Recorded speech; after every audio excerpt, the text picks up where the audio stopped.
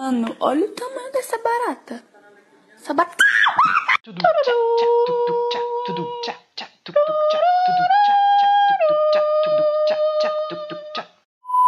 Rapaz, se eu fosse a menina desse vídeo, eu teria tido um piripaque. Eu faço parte daquele clube de pessoas que, além de ter medo das baratas, não consegue nem matar as beneditas, tendo que chamar alguém para resolver a parada. E aí, meu povo, quando não tem ninguém, parece até um filme de terror, porque eu imagino que a barata pode sair de qualquer lugar e pular em cima de mim a qualquer momento. Saudações para você, humano! Para quem não conhece o canal, este é a curiosidade que não matou o gato, onde trago um pouco de conhecimento útil e inútil baseado nas perguntas mais curiosas que rondam a nossa cabeça. Então já vai deixando aquele like maroto e a sua inscrição no canal. E se você também é curioso, vem comigo descobrir hoje por que temos tanto medo de baratas.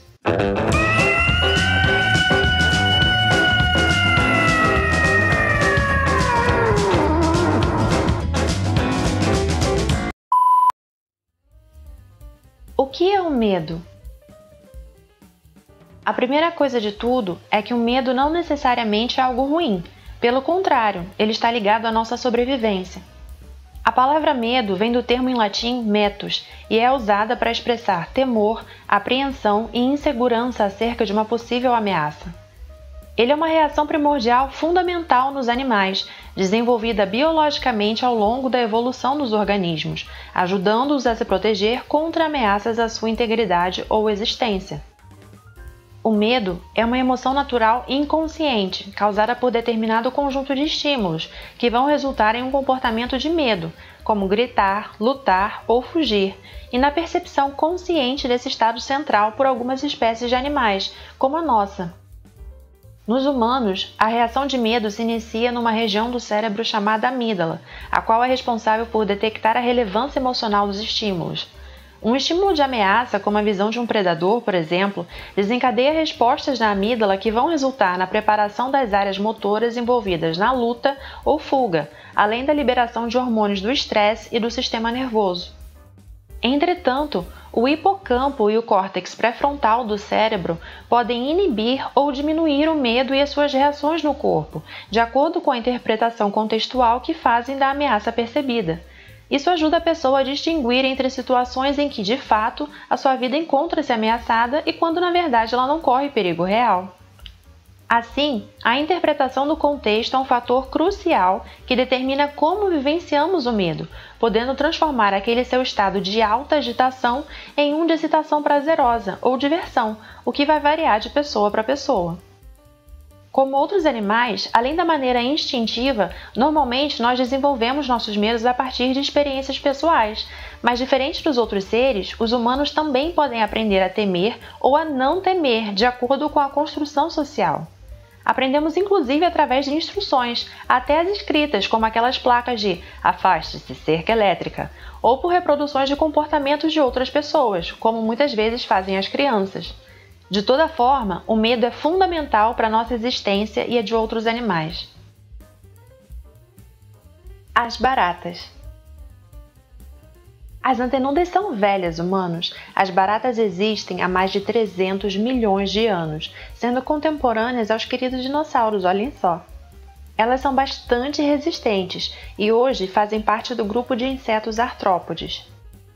Assim, apresentam 6 patas articuladas, além de 2 asas, geralmente, 2 olhos compostos grandes, 2 ocelos, que são espécies de olhos primitivos, e 2 antenas, pelas quais conseguem sentir os cheiros, gostos e as vibrações de ar, por exemplo. Apesar de existirem espécies coloridas, sim, tem até barata luminosa, minha gente. Normalmente as danadas têm coloração parda, marrom ou preta, e variam de alguns milímetros a alguns centímetros de tamanho. Existem em torno de 5.000 espécies de baratas no mundo, entretanto, apenas 1% desse total corresponde às espécies urbanas, sendo a maioria sim de vida silvestre. Essas de vida silvestre geralmente vivem embaixo de pedras e cascas de árvore, ou dentro dessas próprias cascas, sendo importantes recicladoras de matéria orgânica. Já as espécies urbanas costumam brotar em ambientes insalubres, quentes e úmidos, como esgotos e locais com deposição de lixo, e vivem próximas aos humanos porque nos amam. Não, mentira. por 3 razões: abrigo, água e alimento. De hábitos noturnos, as baratas são criaturas onívoras, o que significa que comem tanto alimentos de origem vegetal quanto animal, e elas têm atração especialmente por doces, alimentos gordurosos e justamente os de origem animal. Como muitos desses seres vivem em ambientes sujos, não é de se surpreender que possam contaminar alimentos, utensílios e áreas de comum arbítrio para humanos e outros bichos, disseminando doenças e parasitoses, como a toxoplasmose, disenteria e a febre tifoide. Por que tememos tanto a barata? Tendo em vista o que acabei de falar, a resposta parece muito simples: elas transmitem doenças. Todavia, existem outros animais, aliás, diversos animais, que também são vetores, se não os próprios agentes causadores de doenças, e nós não reagimos a eles da mesma maneira que reagimos ao ver uma simples barata. Pegue o mosquito, por exemplo. Muitos estudiosos consideram esses infelizes os animais mais perigosos e letais do mundo. Não concorda? Então vamos analisar. Primeiro, eles estão em praticamente todos os lugares do planeta. Segundo, devido a seu tamanho, podem entrar em qualquer parte da casa e dos estabelecimentos sem ser lá muito detectados.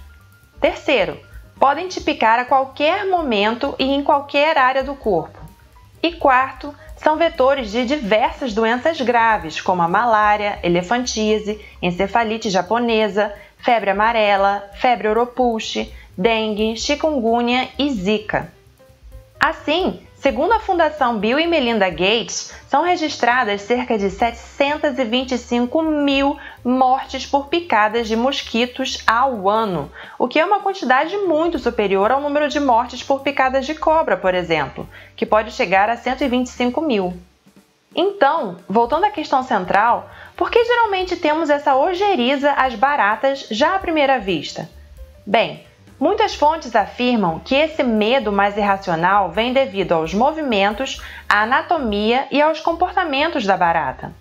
Elas são oleosas, gordurosas, fedidas, literalmente, incrivelmente rápidas, provavelmente as criaturas terrestres mais rápidas do mundo para o seu tamanho, com movimentos errantes, podendo voar, além de entrar por frestas pequenas por sua flexibilidade, se mover furtivamente nas sombras para não serem detectadas e se proliferar rápido. Pronto, eis aí uma longa lista de traços que acionam os reflexos de medo e nojo programados em seres humanos, nos fazendo querer estar a quilômetros de distância daquilo. O sentimento instintivo de nojo a algo seria um importante mecanismo evolutivo de proteção contra as ameaças à nossa saúde. Assim como o medo, o nojo também é essencial para a sobrevivência e também pode ser aprendido na construção social. Crianças são constantemente ensinadas a ter nojo ou a temer certas situações, objetos e seres vivos, de acordo com o padrão de seu determinado grupo cultural social. Desta forma, o nojo e o medo podem ser transmitidos pelas sociedades aos seus indivíduos, de maneira que estes possam evitar situações de risco, o que aumenta as chances de sobrevivência da própria espécie.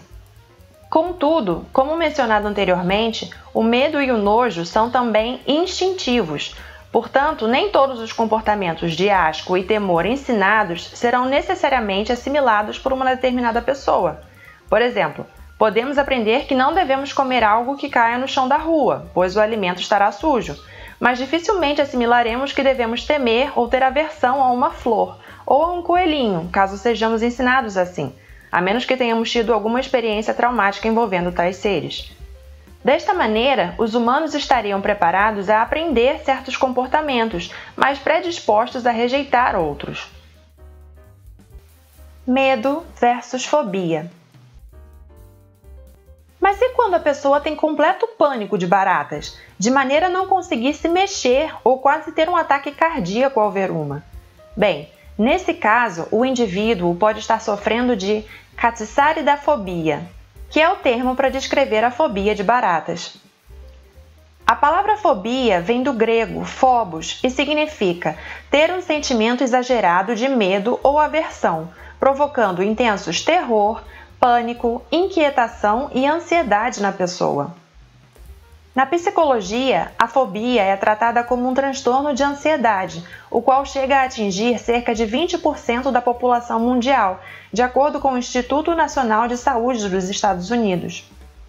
As fobias são transtornos sérios, haja vista que podem acarretar a persistência exacerbada de ansiedade e medo angustiantes nas pessoas, as quais passam a antecipar eventos em que possam estar expostos ao seu temor, e assim mudam o seu comportamento para justamente evitar essas situações, esses objetos ou esses seres que desencadeiam esse pânico todo.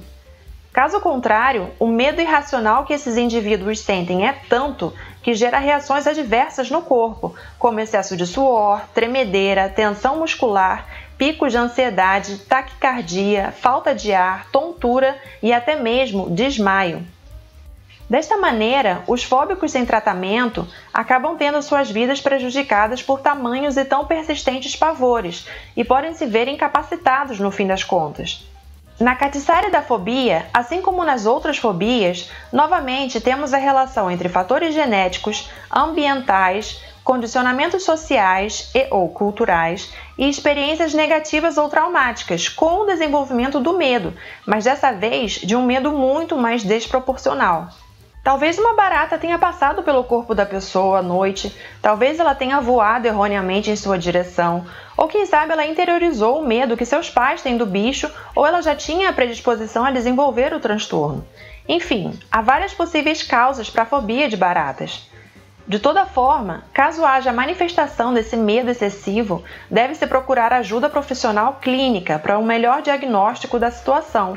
Afinal, os especialistas podem analisar as possíveis causas e, a partir disso, desenvolver os tratamentos mais adequados para cada indivíduo, diminuindo ou erradicando as consequências da catissariidafobia na vida dos pacientes. Bem, humanos, essa foi a explicação do porquê tememos tanto as ditacujas das baratas. E você, é do clube dos que tem medo das baratas e precisa chamar alguém? Ou é justamente aquele que chamam para resolver a situação? Coloque aqui nos comentários.